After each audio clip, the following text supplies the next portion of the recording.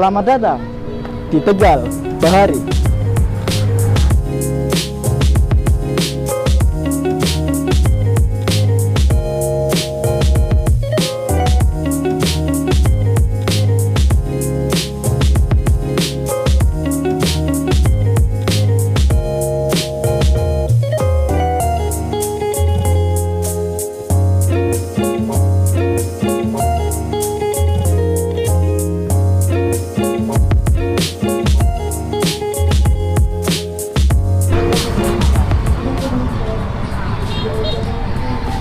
Ya, Assalamualaikum warahmatullahi wabarakatuh. Perkenalkan, nama saya Iksan Wain Rohman dari Prodi Bahasa Asing Terapan Angkatan 2021 dengan NIM AIR 0075. Hari ini saya akan menjelaskan tentang sejarah mengenai gedung yang ada di belakang saya ini, yaitu Gedung Birao. Sepertinya hari ini tuh sangat panas ya. Jadi saya harap videonya tidak mengganggu atau muka saya tetap masih terlihat ada di sini.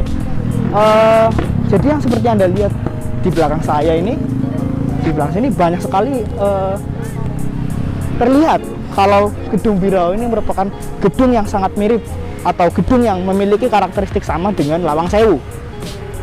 Dia memiliki banyak lantai, banyak pintu dan banyak jendela yang besar, dan ini mirip seperti yang ada Lawang Sewu yang ada di Semarang. Dan seperti yang kita lihat di belakang saya ini, banyak sekali pengunjung yang datang ke sini.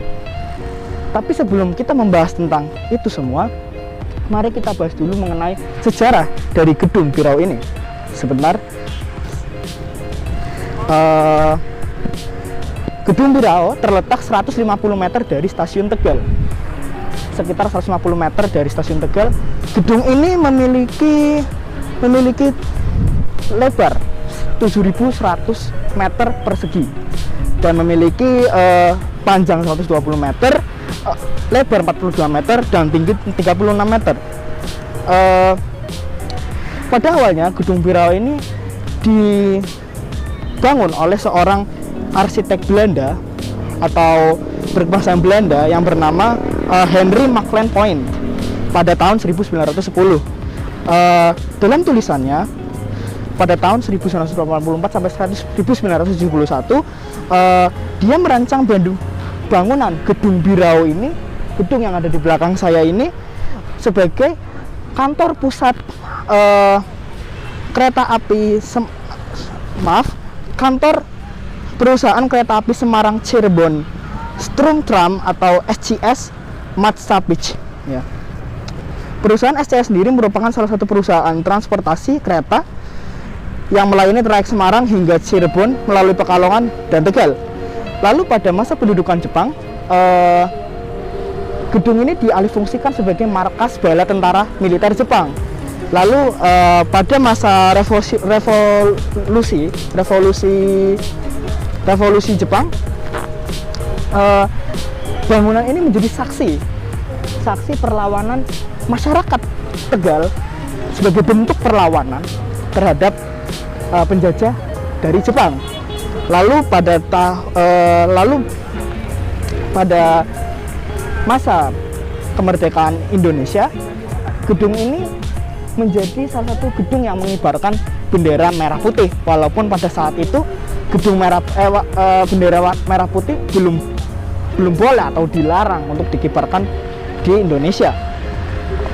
Lalu setelah proklamasi kemerdekaan Indonesia, tepatnya tanggal 10 September 1945, Gedung Birao menjadi saksi pergerakan para pejuang yang ada di Tegal dalam melakukan perlawanan mereka terhadap tentara-tentara Jepang. Lalu setelah kemerdekaan berlangsung, Gedung Birao ini akhirnya menjadi milik PT KAI, ya, PT KAI atau PT Kereta Api Indonesia, ya. Lalu karena bangunan ini kosong ya, tidak ada yang menempati, akhirnya bangunan ini pun disewakan kepada universitas atau sekolahan milik Yayasan Pancasakti Tegal. Dan itu lumayan lama ya, dari tahun 1960 atau 70-an hingga akhir tahun 90-an, sebelum akhirnya gedung Pancasakti itu bisa selesai dibangun. Dan seperti yang Anda lihat di belakang saya ini, gedung ini sudah memiliki banyak perawatan dari sebelumnya. Setelah gedung Pancasakti ini selesai dibangun, yang kampusnya sudah selesai dibangun dan mereka pun meninggalkan gedung Birao, gedung ini menjadi kosong dan gedung ini menjadi tidak terawat selama 10 tahun lebih, kira-kira tahun 98 sampai tahun 2015-an. Jadi gedung ini tadinya itu ditutupin semacam kayak besi dan seng untuk menutupi dari banyaknya masyarakat bahwa gedung ini tuh tidak terawat. Dan gedung ini katanya memiliki aura seram dan aura yang mistis karena salah satu pemimpin atau salah satu kepala dari PT KAI Indonesia, KAI Tegal, pernah mengatakan bahwa ada salah satu pemimpin KAI yang memutuskan untuk bermalam di sini dan dia tidak betah. Dia akhirnya memutuskan untuk meninggalkan gedung ini dan memilih menginap di hotel karena dia merasa seperti kakinya itu ditarik-tarik oleh makhluk-makhluk tak kasat mata. Itu katanya ya. Terlepas dari itu semua, gedung Birao ini memiliki aura yang mirip ya dengan Lawang Sewu, baik itu dari segi bangunannya, baik itu dari pintu-pintu dan jendela-jendela yang sangat besar dan banyak ya di sini. Dan seperti yang dilihat di belakang sini banyak sekali pengunjung ya. Ini biasanya kalau pagi lebih banyak lagi pengunjungnya, tapi ini mungkin karena sudah agak siang ya kan, jadi pengunjungnya menjadi agak lebih sedikit karena ini sudah panas ya. Dan gedung Birao ini mulai di infrastruktur di sekitar gedung Birao ini mulai diperbaiki ya sekitar awal tahun 2020 atau pertengahan 2020 kemarin. Gedung ini pun dirapikan, dibersihkan, dan akhirnya dibangunlah seperti ini ya, komplek-komplek seperti ini terus dibangun. Tadinya di sini tuh banyak sekali yang namanya kursi-kursi ya, namun sepertinya karena banyak yang melakukan kayak semacam perusakan terhadap kursi-kursi tersebut, jadi kursi tersebut sebenarnya dicabut ya, atau dihilangkan dari, atau dibersihkan biar ini terlihat lebih bersih. Padahal menurut saya pada awal pembangunan gedung ini selesai atau sekitar sini selesai, saya merasa bahwa ini bagus dan ini saya merasa bahwa ini adalah Malioboro-nya Tegal. Dan gedung Birao ini dibangun tidak lama ya, direnovasi tidak terlalu lama untuk sekitarnya, daerah sekitarnya tidak lebih dari setahun, hanya sekitar setengah tahun lebih sedikit.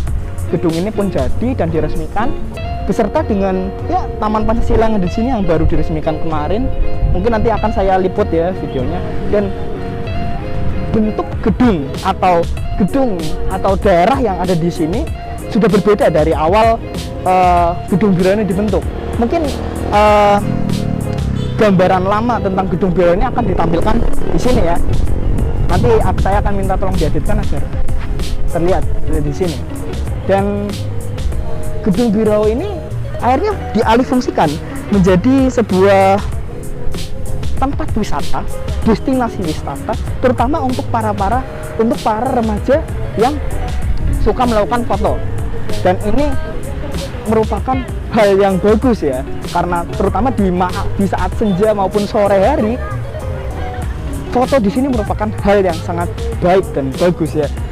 Jadi terlepas dari itu semua, gedung Birao ini memiliki julukan, memiliki nama lain, yaitu Lawang Satus. Mengapa sih bisa dikatakan atau dijuluki sebagai Lawang Satus? Karena ya seperti yang Anda lihat ya, orang Tegal, baik saya sendiri ya, menganggap bahwa gedung Birao ini memiliki ciri khas, karakteristik yang mirip atau bisa dibilang agak sama dengan Lawang Sewu, walaupun tidak 100% mirip ya. Dan seperti yang Anda lihat di sini, semuanya terasa masih sangat bagus, masih asri dengan bangunan dan ciri khas dan bentuk yang masih pada awal gedung ini dibuat. Walaupun memang perubahan lingkungan sekitarnya mungkin masih sudah berbeda jauh ya dibanding awal-awal gedung ini dibuat. Jadi sebentar.